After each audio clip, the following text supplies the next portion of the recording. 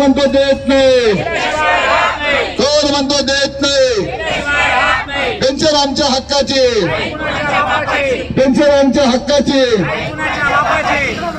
एकच मिशन, एकच मिशन।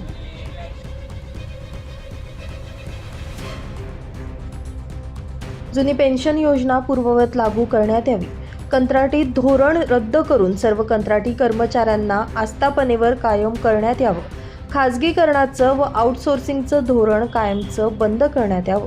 लिपिक, लेखा, वाहन चालक, आरोग्य विभागातील कर्मचारी, चतुर्थ श्रेणी कर्मचारी, ग्रामसेवक, इतर प्रवर्गातील कर्मचारी यांच्या वेतनातील त्रुटी दूर कराव्या। 4 लाख रिक्त पदे आकृतीबंधानुसार सरळ सेवेने तात्काळ भरण्यात यावे। यांसह विविध मागण्यांसाठी महाराष्ट्र राज्य जिल्हा परिषद कर्मचारी महासंघाच्या वतीने आज नाशिक जिल्हा परिषदेसमोर आंदोलन करण्यात आलं। खरं तर कर्मचाऱ्यांना जुनी पेन्शन लागू करणे हा प्रश्न गेल्या सातत्याने वर्षापासून कर्मचारी संघटना आंदोलन करत आहे। मागच्या जो आपला 20 मार्चच्या संपाच्या वेळी 7 दिवसाच्या संपाच्या वेळी सरकारने आम्हाला आश्वासन दिलं होतं की 3 महिन्यात समिती स्थापन करून कर्मचाऱ्यांना जुनी पेन्शन लागू करण्यात येईल आणि इतर प्रश्न लवकरात लवकर मुख्य सचिव यांच्या सोबत मीटिंग लावून लवकर प्रश्न मार्गी लावण्यात येईल। परंतु मला सांगायचं आहे 8 महिने झाले परंतु सरकारने अजून कर्मचाऱ्यांना जुनी पेन्शन लागू केले नाही। कर्मचाऱ्यांचे प्रश्न या ठिकाणी सोडवले नाही। इतर राज्यात जुनी पेन्शन लागू करण्यात येते पण महाराष्ट्र सारखं पुरोगामी असलेलं राज्य या राज्यात जर पेन्शन लागू होत नसेल म्हणून आज राज्य सरकारी मध्यवर्ती संघटना, शिक्षकेतर कर्मचारी संघटना, जिल्हा परिषद कर्मचारी संघटना समन्वय समितीच्या मार्फत आज संपूर्ण राज्यात 17 लाख कर्मचारी या ठिकाणी आंदोलनात उतरलेले। आज तुम्ही पाहत असाल की या ठिकाणी आमदार साहेब येऊन गेले की कलेक्टर ऑफिस या ठिकाणी बंद आहे, सर्व राज्य सरकारी कार्यालय बंद आहे, सकाळी सिव्हिल हॉस्पिटल बंद झालेले, सर्व शासकीय गाड्या या ठिकाणी बंद झाले, नव्हे तर आज मंत्रालय सुद्धा सुखसुखट झाले। माझे सरकारला या ठिकाणी एकच इशारा आहे की तात्काळ या कर्मचाऱ्यांची पेन्शन या ठिकाणी लागू करावी। आज मंत्र्यांना जुनी पेन्शन तशीच ठेवून कर्मचाऱ्यांना नवीन पेन्शन लागू करणे हा कुठला न्याय आहे हा सुद्धा कर्मचाऱ्यांच्या या आंदोलनातून या ठिकाणी सवाल आहे। तर सरकारला माझा एकच इशारा आहे की लवकरात लवकर कर्मचाऱ्यांची पेन्शन असेल ती तात्काळ निकाली लागावी, अन्यथा 2024 लोकसभेच्या निवडणूक आहे, विधानसभेच्या निवडणूक आहे, स्थानिक स्वराज्याच्या निवडणूक आहे, त्याला पराजित केल्याशिवाय कर्मचारी या ठिकाणी स्वस्त बसणार नाही असं आज राज्यातील 17 लाख कर्मचाऱ्यांचे या ठिकाणी विचार आहे। एकच मिशन, एकच मिशन, कर्मचारी एकजुटीचा आणि कोण म्हणता देत नाही, कोण म्हणता देत नाही। एकच मिशन, एकच मिशन, पेन्शन आमच्या हक्काची, पेन्शन आमच्या हक्काची। या ठिकाणी शासनाने ही वेळच येऊ द्यायला नाही पाहिजे होती की आम्हालाही जनतेला वेठीस धरायचं नाही, सर्वसामान्यांची सेवा करणं हाच आमचा धर्म आहे। परंतु आमच्याबरोबर सोबत काम करणारे कर्मचारी गेल्या 2005 पासून जे शासकीय सेवेत आहे त्यांना जुन्या पेन्शनचा कुठलाही लाभ नाही आणि गेल्या वेळेला सुद्धा आपण आंदोलन केलं, शासनाने वेळोवेळी आश्वासनं दिली आणि आश्वासनांची पूर्ती केली नाही। काल सुद्धा संघटनांची मीटिंग झाली, त्या मीटिंगला सुद्धा शासनाने लेखी स्वरूपात आश्वासन दिलं नाही। त्यामुळे महाराष्ट्र राज्यातील सर्व कर्मचारी संघटना या संपात उतरल्या। आज बऱ्याच ठिकाणी शासकीय कार्यालयांमध्ये शुकशुकाट दिसतोय आणि या जुन्या पेन्शन बरोबरच जर खरं तर विचार केला की आज बहुतांशी शासकीय कार्यालयामध्ये 40 ते 50% जागा रिक्त आहेत आणि अशा मोठ्या जागांची भरती होत नाही आणि जी काही भरती झाली ती खाजगीकरणातून झाली आहे, ती कॉन्ट्रॅक्च्युअल खाजगीकरण जी भरती आहे ती तात्काळ रद्द करावी आणि त्या आमच्या बंधू भगिनींना सुद्धा नियमित असं वेतन द्यावं। त्याचप्रमाणे अनुकंप तत्वावर जी भरती होते ती विनाट सरसकट चालू असावी। त्याचप्रमाणे जे कंत्राटीकरणाचं धोरण आहे आणि जे नवीन कामगार कायदे केलेले आहेत, जुने कामगार कायदे रद्द करून कामगार चळवळ दडपण्याचा शासनाचा जो प्रयत्न आहे तो हाणून पाडण्यासाठीच हा आजचा संप आहे।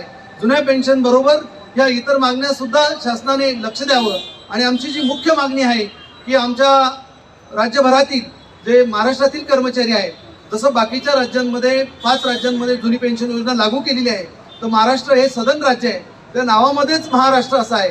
आणि अशा महान राष्ट्रामध्ये कर्मचारी वंचित राहू नये आणि त्यांना लवकरात लवकर जुनी पेन्शन शासनाने डिक्लेअर करावी.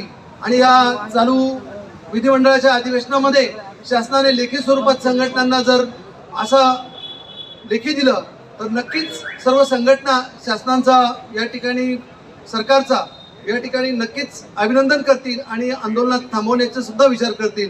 या ठिकाणी पुन्हा एकदा शासनास सर्व कर्मचारी संघटनांच्या वतीने मी आव्हान आणि विनंती करतो की कर्मचाऱ्यांचा जास्त अंत न बघता त्यांनाही जनतेची सेवा आणि शासकीय कार्यालयात काम करण्याचं रेग्युलर चालू ठेवावं, नियमित काम असावं असं प्रत्येक कर्मचाऱ्याची सद्भावना आहे.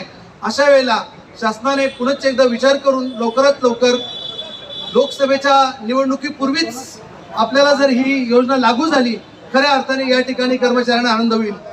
कर्मचारी एकजुटीचा हम सब हमारी ताकद हमारी युनियन. कर्मचारी एकजुटीचा. वाहन चालक संघटनेचे गुळे सर. कर्मचाऱ्यांची फक्त एकच मागणी खूप काही अवघड नाहीये. मागणी एकदम सोपी आणि सरळ आहे, जी राजकीय लोक आज उपभोक्ता आहे आणि आम्हाला मात्र उपाशी ठेवून कर्मचाऱ्यांना ती मागणी पूर्ण केली जात नाही. वारंवार आम्ही संप करायचा आणि आमची मागणी मागायची, हे खूप चुकीचं होतंय. म्हणून सरकारने खरोखर आता जाग येऊ द्यावी आणि आम्हाला लवकरात लवकर जी जुनी पेन्शन आहे ती देण्यात यावी. कारण नवीन पेन्शनचे जे धोरण बदलत आहे, ज्यावेळेस आमदार खासदार सगळ्यांना जी पेन्शन त्यांनी सरसकट लागू करून दिली, त्यावेळेस त्यांच्या वेळेस हे धोरण बदलले गेले नाही. पण आज कर्मचाऱ्याच्या वेळेस त्यांना असं वाटतंय की जुनी पेन्शनचं आम्ही नवीन पेन्शनचं रूपांतर करू, त्यावेळेस त्यांना ते धोरण बदलावंसं वाटलं नाही. आणि आज आमच्या वेळेस त्यांना हे धोरण जर बदलावंसं वाटत असेल तर कुठेतरी शासकीय कर्मचाऱ्यावर हा खरोखर अन्याय होतोय. आणि म्हणतात ना, जेव्हा बाळ रडतं तेव्हाच त्याला आई दूध पाजते, त्याप्रमाणे आमच्या सर्व कर्मचाऱ्यांची व्यथा झालेली आहे. आज आम्हाला हे रडून आणि मागून घ्यावं लागून राहिलं की आम्हाला आमची जी जुनी पेन्शन आहे ती द्यावी आणि जे खाजगीकरण केलेले कंत्राटीकरण केलेले ते पण बंद करावे. कारण जे पदं खूप रिक्त आहे, 4-4, 5-5 उपकेंद्रांना पदं रिक्त आहे, तिथे एक आरोग्य सेविका काम करते आणि मग तिच्यावर अतिरिक्त कार्यभार आल्यामुळे तिची इतकी दैनंदिन अवस्था खराब होऊन गेलेली की तिला कोणत्याही गोष्टीकडे लक्ष द्यायला वेळ मिळत नाही. म्हणून शासनाने सरकारने या धोरणात आता बदल केला पाहिजे, रिक्त पदं भरले गेले पाहिजे आणि जुनी पेन्शन लागू केली पाहिजे. त्याच्यामुळे सर्व संघटनांचा एकच मिशन. यावेळी मोठ्या संख्येने कर्मचारी वर्ग उपस्थित होता. तसेच याबाबत मुख्यमंत्री, उपमुख्यमंत्री, ग्रामविकास मंत्री व मुख्य सचिव यांना निवेदनही पाठवण्यात आले. दरम्यान लवकरात लवकर मागण्या करण्याची विनंती या निवेदनातून करण्यात आली असून दरम्यान या आंदोलनामध्ये जिल्हा परिषद कर्मचारी मोठ्या संख्येनं उपस्थित राहिल्यानं जिल्हा परिषदेचं काम काही काळासाठी विस्कळीत झाल्याचं देखील बोललं जात आहे.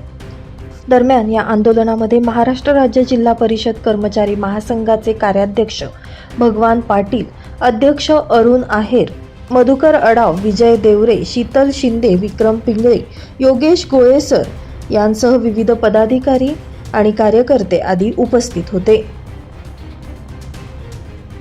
Bureau report, news continue 24, Nashik.